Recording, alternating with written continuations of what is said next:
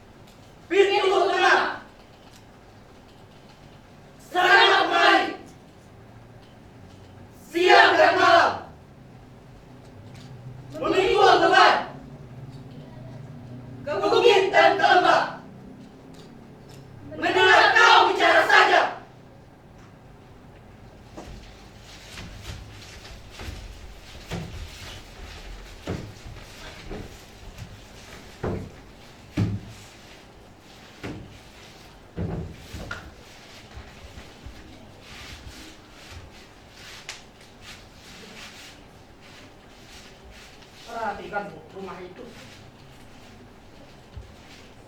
Aku melihatnya setahun yang lalu.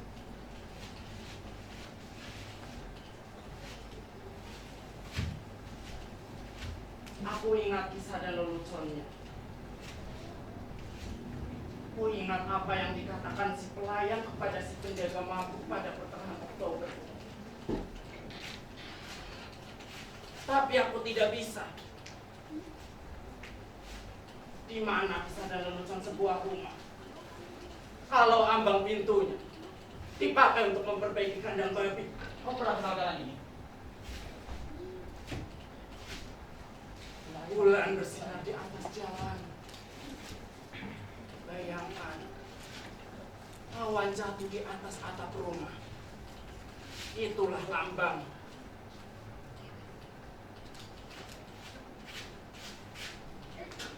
Perhatikan pohon itu. Seperti apa rupanya? Dasar orang tua lupa ingatan.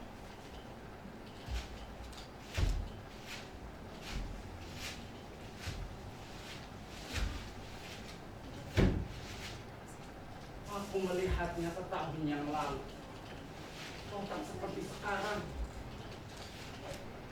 Aku melihatnya 50 tahun yang lalu.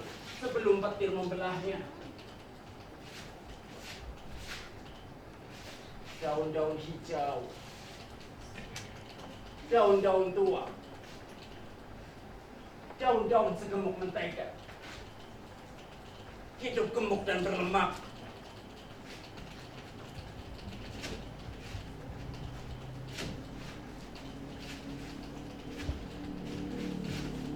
Berdiri di situ dan lihat Lihatlah, karena ada orang di rumah itu.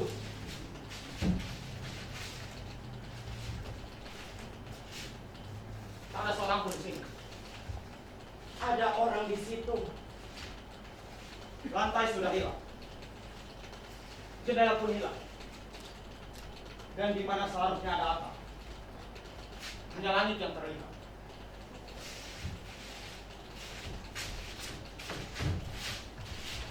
Dan di sini pun pecahan kulit telur jatuh dari sarang burung dara. Tapi ada beberapa yang tidak peduli pada apa yang hilang atau pada apa yang ada. Arwah-arwah dari alam barzah yang kembali ke rumah dan ke tempat yang mereka kenal Kau sedang mengatur lagi. untuk merasakan lagi dosa-dosa mereka. Bukan sekali, tapi berulang-ulang. Akhirnya mereka tahu akibat dari dosa-dosa itu. Atas orang lain. Ataupun atas dirinya sendiri. Atas orang lain. Orang lain bisa menolong. Tapi kalau atas dirinya sendiri, tak ada pertolongan selain pada diri sendiri dan pada belas kasihan Tuhan. Cukup sudah. Bicaralah pada burung-burung. Kalau kau harus bicara juga. Berhenti. Diam di situ. Itulah rumah di mana aku dilahirkan. Rumah tua yang terbakar ini. Ibuku atau nenek mempunyai tanah di daerah ini. Kandang-kandang anjing dan kuda. Ia juga punya kuda di ladang ternak. Dan di sanalah ia bertemu dengan ayah. Budak di kandang kuda. Awalnya mereka saling pandang. Lalu akhirnya mereka kawin. Tapi setelah itu, nenekku tak mau mengenal ibuku Apa yang lagi. benar dan apa yang salah? Ayahku membakar semua milik ibuku. Ibuku tak pernah tahu yang terjelek. Karena ia meninggal saat melahirkan aku. Beruntungnya, ia tahu segalanya. Karena ia telah mati. Orang-orang besar hidup dan mati di rumah ini. Pati-pati, demang-demang dan hakim-hakim. Mereka mencintai semua pohon yang ditebang oleh ayahnya. Dan untuk membayar hutang-hutang mereka, mereka menggunakan kuda, minuman, atau perempuan. Mereka mencintai semua lorong yang ada di rumah ini. Membinasakan rumah di mana orang-orang besar menjadi dewasa, kawin, lalu meninggal. Kunyatakan di sini telah berlangsung suatu kejahatan yang laknat. Wah. Tapi kau beruntung. Pakaian mewah. Mungkin kuda-kuda gagah untuk ngobongkan. Supaya aku tidak lebih unggul darinya. Ayahku tak pernah mengirimkan aku ke sekolah. Tapi untungnya, masih ada orang-orang yang cinta kepadaku. Karena aku juga anak ibuku. Istri penjaga. Ia yang mengajarkan aku membaca. Dan Pak Padri. Pak Padri lah yang mengajarkan aku bahasa. Banyak buku-buku dengan jilidan mewah abad lalu. Buku-buku modern dan kuno. Beribu-ribu buku. Dan aku kau beri pendidikan apa? Beri kau pendidikan yang patut bagi anak haram yang gampang. Sewaktu aku berumur 16 tahun, ayahku membakar rumah-rumah itu di dalam mabuknya. Itu usiaku 16 tahun. Dan segalanya terbakar habis. Buku-buku, perpustakaan, segalanya. Lalu apakah benar yang kudengar selama perjalanan ini? bahwa kau membunuh ayahmu di rumah yang terbakar itu. Putihkan ia dengan pisau. Pisau yang sehari-hari biasa kita pakai. Setelah itu, tinggalkan ia di tengah api yang sedang berkobar. Mereka menemukan mayatnya. Seseorang menemukan bekas pisau, tapi tak berani memastikan karena mayat itu hangus sebagai arang. Beberapa teman pemabuknya bersumpah untuk menghadapkan aku ke pengadilan, mendalihkan ancaman yang pernah dilontarkan. Beruntungnya, penjaga memberikanku pakaian tua, sehingga aku bisa melarikan diri, bekerja di mana-mana, hingga aku menjadi penjual dari jalan ke jalan. Ya, bukan pekerjaan baik memang, tapi cukup baik. Karena aku anak ayah, karena apa yang ia lakukan bisa aku lakukan.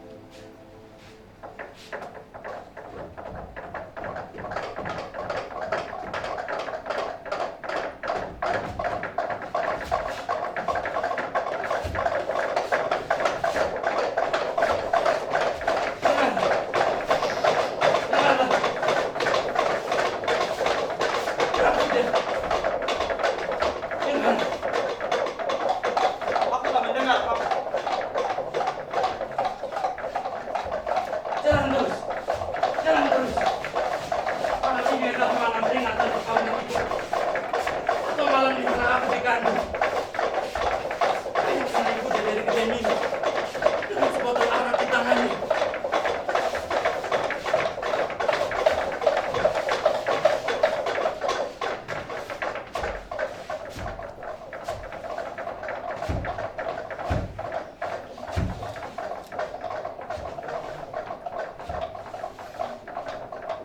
Lihat di jendela.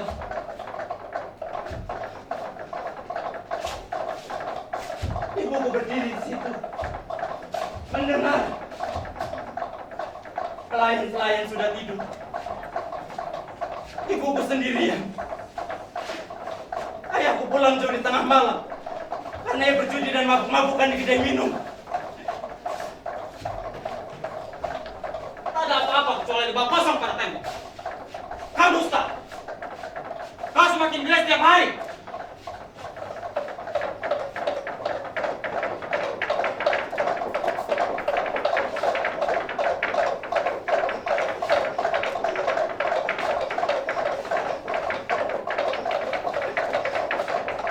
Suara itu makin keras.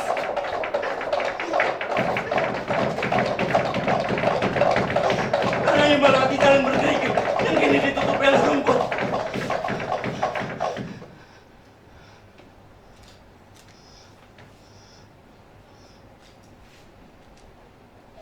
Suara derap berhenti. Ayahku pergi ke belakang untuk mengandangkan kudanya. Ibuku turun membukakan pintu. Malam itu, ia tak lebih sopan dari suaminya yang terhuyung karena mabuk. Ibuku tergila-gila padanya.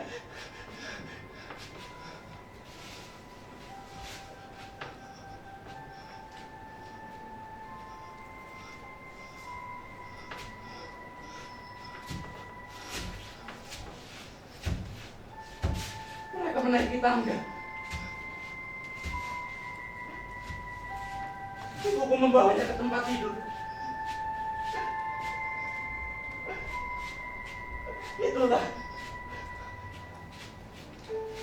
Itulah kamar perkawinan mereka.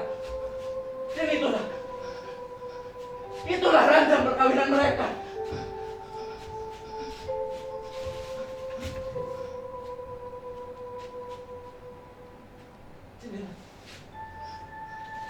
Jendela sudah setengah gelap kembali.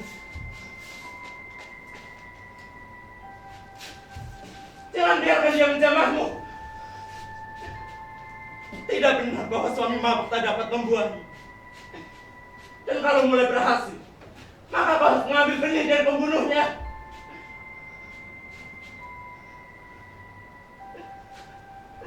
Tuli! Tuli! Keduanya tuli. Bahkan jika aku lempar kayu atau batu, mereka tak akan mendengar.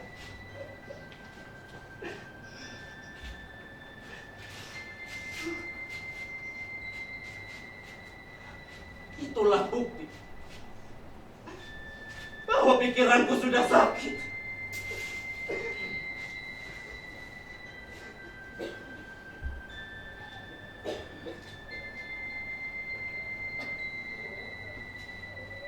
Tapi ada satu soal yang harus kau ketahui.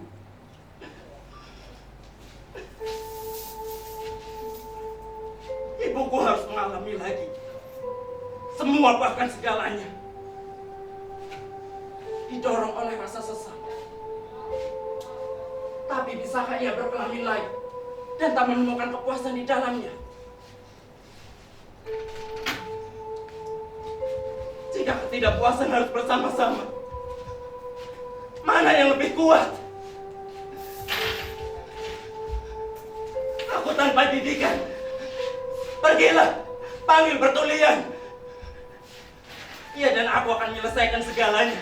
Sementara kedua orang itu akan berbaring di ranjang, membuahi dan mengandung aku.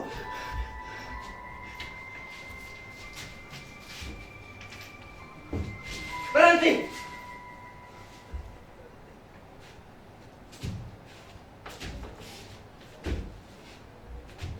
Kau kira kau bisa melarikan diri dengan bungkusan uangku di tanganmu? Kau tidak pernah memberiku bahagia. Jika aku berikan, anak muda seperti kau hanya akan menghabiskannya pada minuman. Jika aku menghendakinya, aku berhak menggunakan uang ini semauku. Berikan bungkusan itu dan tutup mulut. Tidak mau. Baiklah. Kalau begitu, akan kuhancurkan jari-jarimu.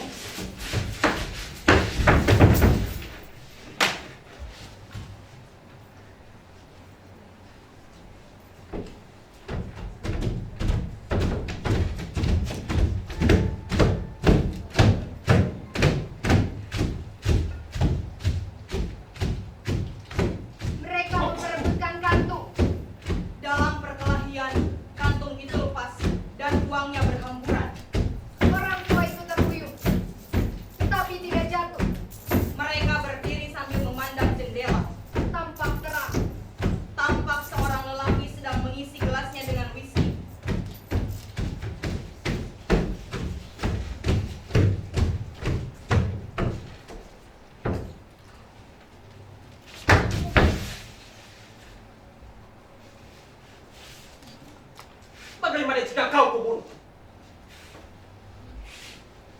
Kau membunuh kakekku karena kau muda. Dan ia tua. Sekarang aku yang muda. Dan kau yang tua.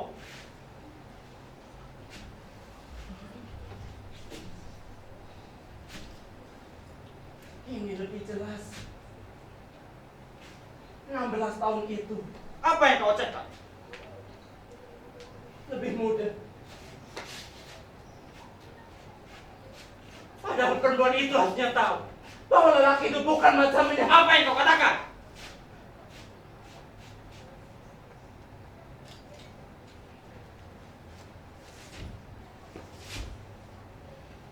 Tuanku,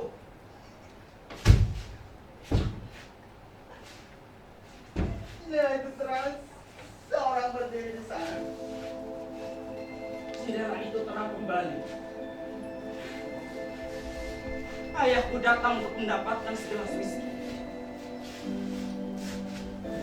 Dia bersandar di sana seperti binatang yang kepenatan. Orang mati dibunuh yang hidup kembali. Dan ranjang pengantin jauh pada Adam. Di mana aku baca kata-kata itu? Mati dibunuh yang hidup Padahal tak ada seseorang pun yang bersandar di sana selain bayangan pada kepala ibu yang mati sendirian di dalam sesalnya. tubuh yang menjelma sebelum dilahirkan. Mengerikan. Makhluk itu takkan tahu apa. Karena bukan apa.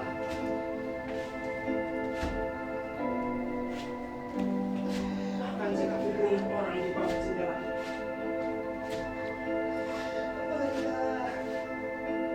dia takkan sempat memutar kepalanya.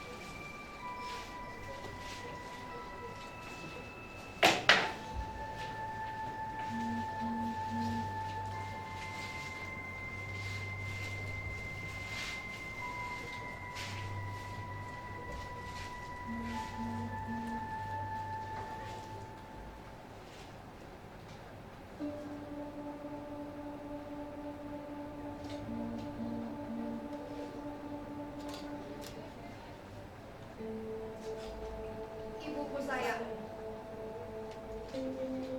jendela itu gelap kembali. Tapi kau ada cahaya. Sebab telah kuselesaikan segala akibatnya. Kubunuh anak itu karena ia telah tumbuh. Ia akan mematahkan nasib seorang perempuan, membunuhnya, dan melanjutkan keonaran.